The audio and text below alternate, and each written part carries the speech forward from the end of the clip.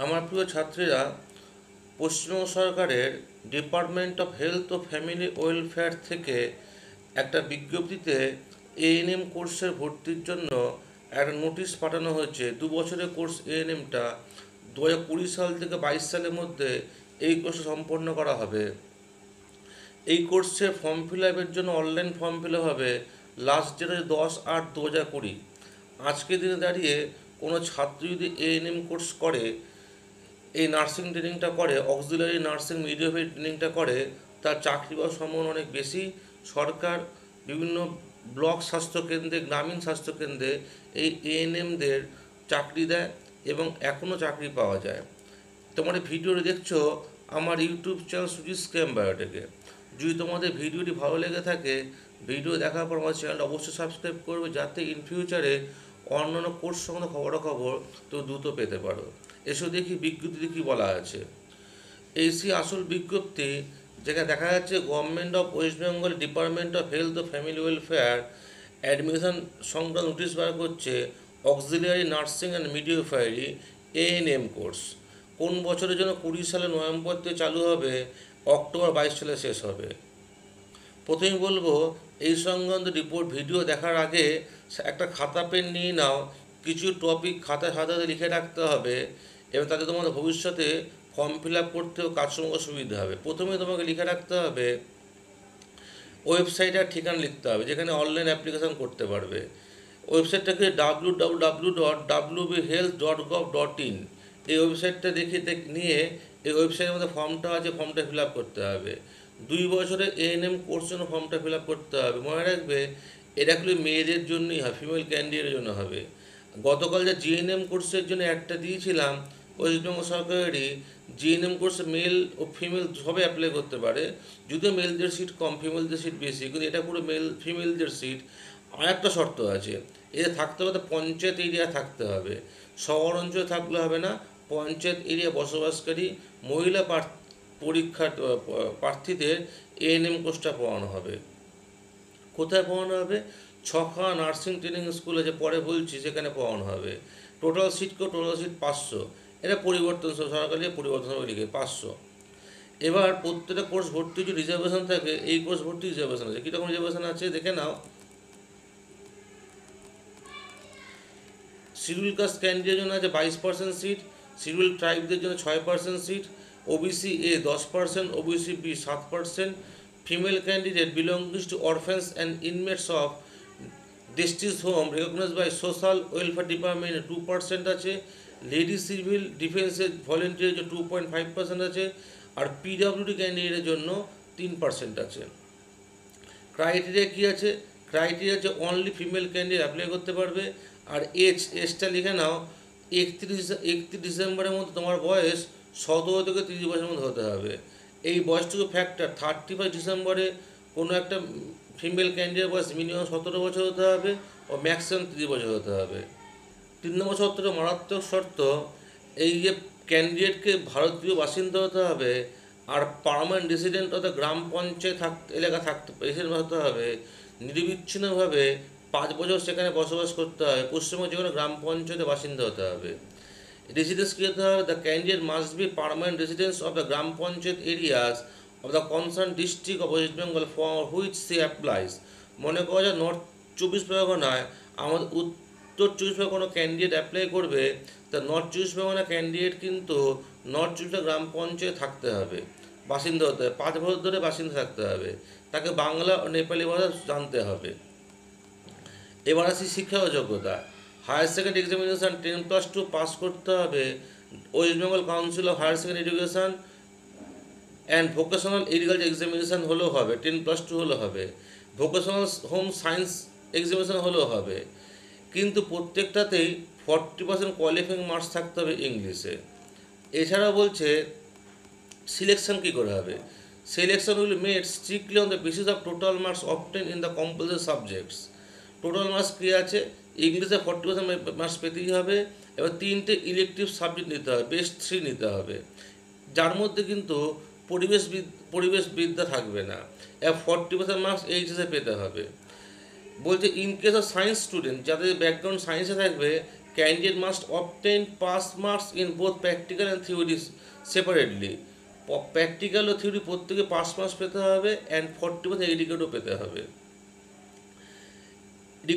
Requirement of 3 elective subjects to apply GNM and ANM course for vocational candidates under the West Bengal State Council of Technical and Vocational Education and Skill Development or pass equal examination from a recognized council board. Vocational subject agri সাবজেক্টের মধ্যে কী থাকতে হবে? 12 ক্লাসের মধ্যে agriculture, pisciculture, poultry farming, animal health এসব course থাকতে হবে এবং হোম সায়েন্স থাকতে হবে, কমিউনিটি নিউট্রিশন থাকতে হবে, হসপিটাল ম্যানেজমেন্ট থাকতে হবে। এই কোর্সগুলো থাকতে হবে। এগুলো তোমার পেজ নাম্বার 2-তে সব কিছু লেখা আছে, ঠিক আছে? পেজ নাম্বার 3-তে আসো, কী বলছে? Application is to made as per online proforma floated in the website. এই ওয়েবসাইটের কথা আমি আগেই বলেছি, www.wbhealth.gov.in। এই ওয়েবসাইটে গিয়ে তোমার ফর্মটা ফিল আপ করতে হবে। এবার তোমাকে কতগুলো জেরক্স কপি করতে হবে। জেরক্স কপিগুলো সব 2 সেট করে করবে। মোট 7খানা জেরক্স কপি ম্যাক্সিমাম হবে। 2 সেট জেরক্স কপি হবে। 2 সেট জেরক্স কপি স্টেপল করে রাখবে, সেলফ অ্যাটেস্টেড করে রাখবে। কী কী জেরক্স কপি দেখে নাও। এইচএস পরীক্ষা যা পাস করেছো, এই সময় মার্কশিট পেয়ে যাবে, 31 তারিখে পেয়ে যাবে। তা মার্কশিট জেরক্স করতে হবে। এজ প্রুফ সার্টিফিকেট, তোমার বয়স কত, মাধ্যমিকে অ্যাডমিট কার্ড নিতে হবে বা তোমার জন্ম সার্টিফিকেট নিতে হবে।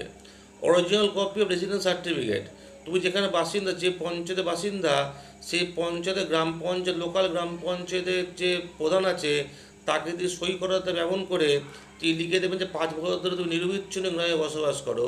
এবার তার প্রোফর্মাটা আমি লাস্টে দেখিয়ে দিচ্ছি। যারা schedule caste, schedule tribe, OBC আছো, তারা এসডিওর কাছ থেকে অ্যাপ্লাই করতে পারবে। এসডিওর কাছ থেকে তার সার্টিফিকেট ইস্যু করতে হবে।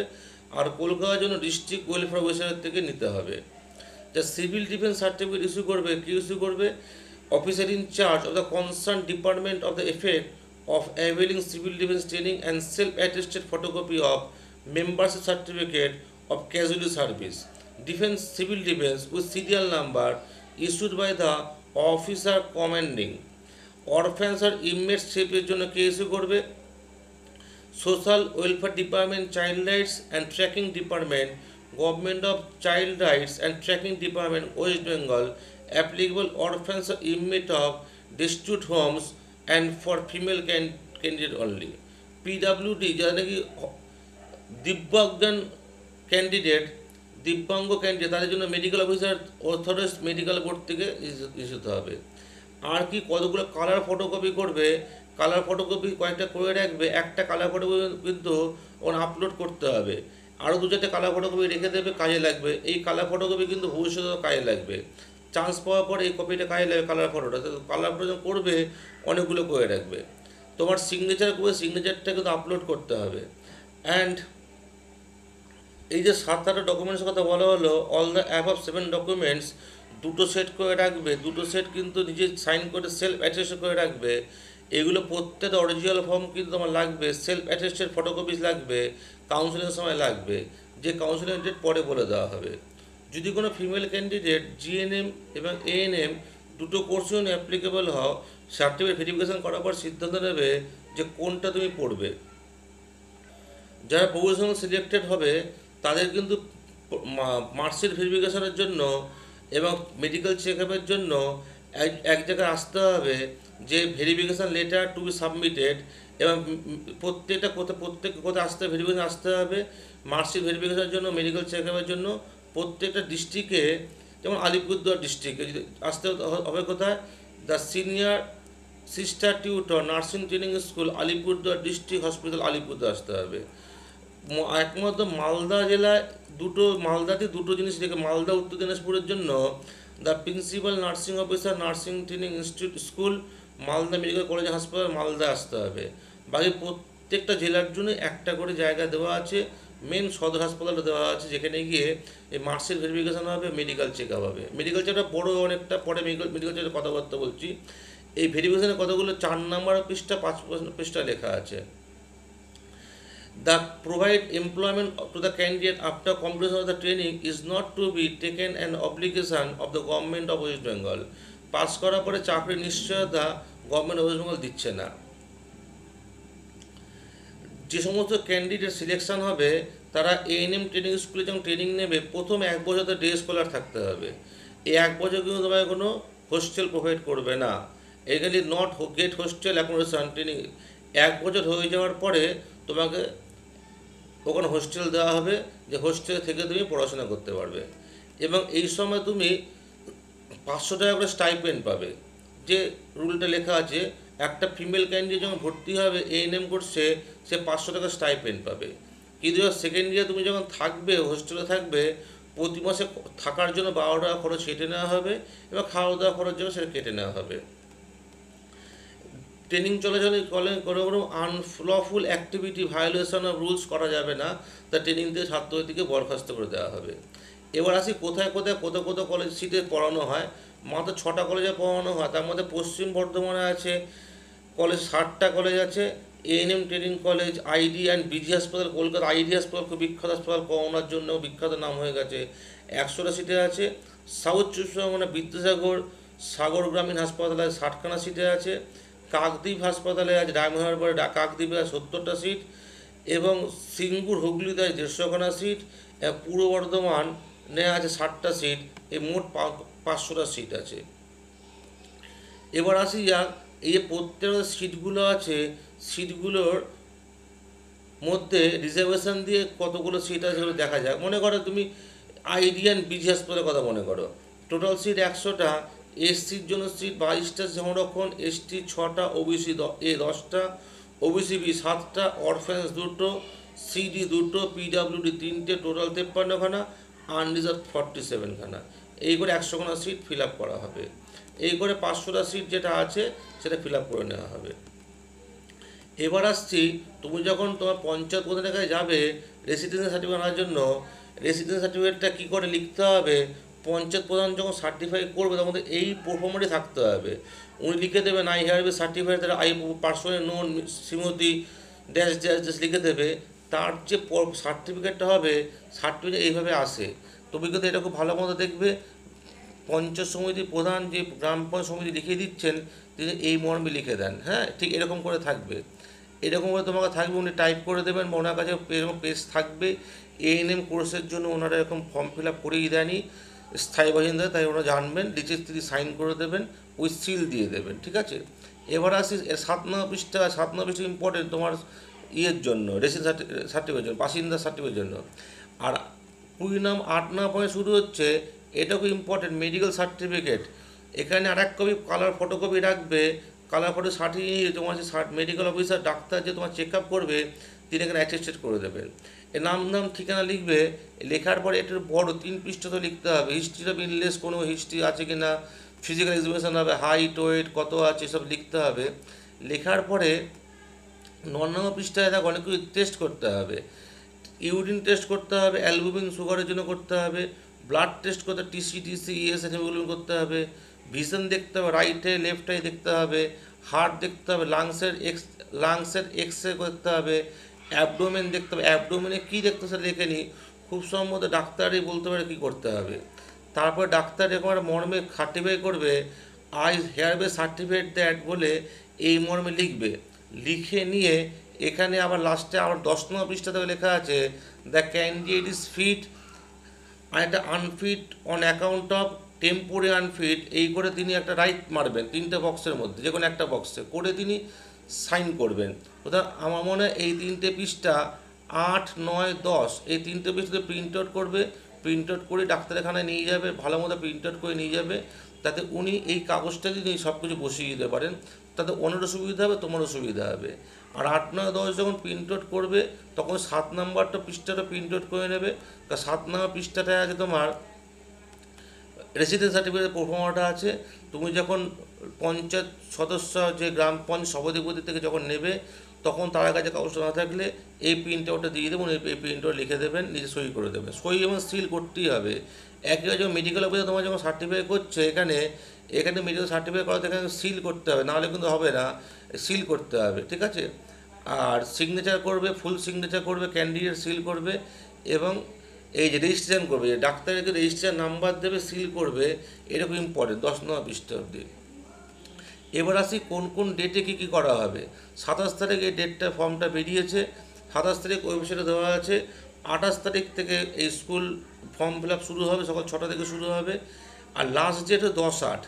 এখানে বেশি সময় দেওয়া নেই, 28, 29, 31, 4 আর 10, 14 থেকে 14 দিন দেওয়া আছে। এইটা কিন্তু ভালো মতো তাড়াতাড়ি করে নেবে। 28-10 থেকে যখন চালু হবে না, এখন লকডাউন পিরিয়ড চলছে, কখন লকডাউন হবে কখন আনলক হবে, ভালো একটা সাইবার ক্যাফেতে গিয়ে দায়িত্ববান লোকের কাছ থেকে কাজটা করে নেবে। Choice of school will be close 12 ওয়ার্ড, পাবলিকেশন হবে মেরিট লিস্ট 17 ওয়ার্ডে মেরিট লিস্ট পাবলিকেশন হবে। তোমাকে কিছুদিন সময় দেবে, তোমার কোনো ভুল ত্রুটি হলে কারেকশন করার জন্য 20 থেকে 22 ওয়ার্ড। Publication name list and venue of professional verification and format of medical check up জন্য 25 ওয়ার্ড তোমার লিস্টটা নেবে। ডেট হবে ভেরিফিকেশন ডেট মেডিকেল হবে 27/8 থেকে 4/9 হবে। ফার্স্ট লিস্ট বেরোবে 11/9। Publication of first round admission date 14 থেকে 18/9 থেকে হবে। সেকেন্ড কাউন্সিলিং 26/9 হবে। এই করে করে যখন এই সেকেন্ড কাউন্সিলিং হওয়ার পরে at last commencement of the course 3/11-তে হবে। 3/11-তে নভেম্বর মাসে তোমার ক্লাস শুরু হয়ে যাবে। আমরা আবার বলছি, এই সময় আমাদের পশ্চিমবঙ্গের গ্রামীণ ছাত্রীদের জন্য এই এএনএম কোর্সে যে ফর্মটা বেরিয়েছে খুব গুরুত্বপূর্ণ কোর্স। যারা এএনএম নার্স পড়তে চাও খুব মনোযোগ সহকারে ফিল আপ করবে। 500খানা সিট আছে। অবশ্যই ভালো মতো ফর্ম ফিল আপ করলে কিন্তু তোমার এখান থেকে কোর্সটা কমপ্লিট করলে সরকারি বেসরকারি চাকরি হওয়ার সম্ভাবনা মারাত্মক। আমার মনে করি লাস্ট ডেট 10/8/2020 সালে লাস্ট ডেট। এটা ভালো মতো কোর্সটা ফর্ম ফিল আপ করে নাও, পড়ে নাও, অবশ্যই জীবনে দাঁড়াতে পারবে। আমার চ্যানেল সুজিত স্ক্যাম্বারের ভিডিওটি দেখলে যদি আমার ভিডিও তোমার পছন্দ হয়ে থাকে, ভিডিও দেখার পর আমার চ্যানেল সাবস্ক্রাইব করে দেবে, যাতে ইন ফিউচারে আরও ভালো ভালো কোর্স সম্পর্কে তুমি জানতে পারো। আমি ভিডিও আপলোড করার মতো তোমাকে নোটিফিকেশন চলে যায়। আমার চ্যানেল সুজিত স্ক্যাম্বারের ভিডিও দেখার জন্য তোমাকে ধন্যবাদ।